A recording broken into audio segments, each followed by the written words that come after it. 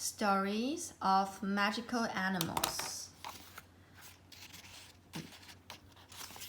Chapter 1, Pegasus. Long ago in Greece, there lived a handsome prince named Bellerophon. He was strong, brave, and loved by everyone, except the king. The king wanted to get rid of Bellerophon. Soon, he thought up a plan and sent for the prince. "Think you're brave, do you?" he sneered. "We'll soon see about that. You must kill the Chimera, a terrible beast that keeps eating my people." Eager to obey his king, Bellerophon set off to find the monster. On the way, an old lady stopped him.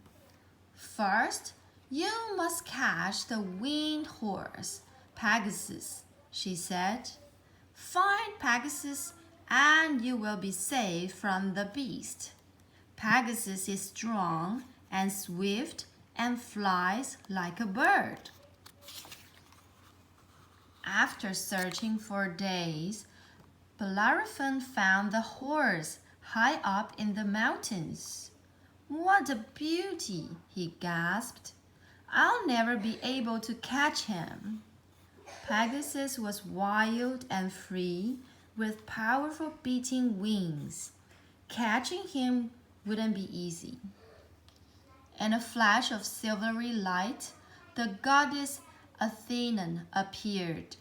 He held out a golden bridle to Bellerophon. "This is a magic bridle. It will help you catch Pegasus. If you put this over the horse's head, Pegasus will become tame," she said. Bellerophon thanked Athena and hid behind a rock near a river. When Pegasus came to drink, Bellerophon tiptoed out. Slowly does it. Very quietly, he crept up to Pegasus and slipped the bridle over the horse's head. Startled, Pegasus reared up. "Steady!" said Bellerophon. The horse calmed down, and Bellerophon climbed onto his back. Spreading his wings, Pegasus soared into the sky. As they flew on, the air grew hot, steamy, and smelly. "Ah," said the prince as he sniffed. "That's disgusting. We must be near the Chimera." They flew down in time to see the beast leaving its cave. The Chimera didn't have just one head. It had two, a goat head with terrible horns and a lion head which breathed fire.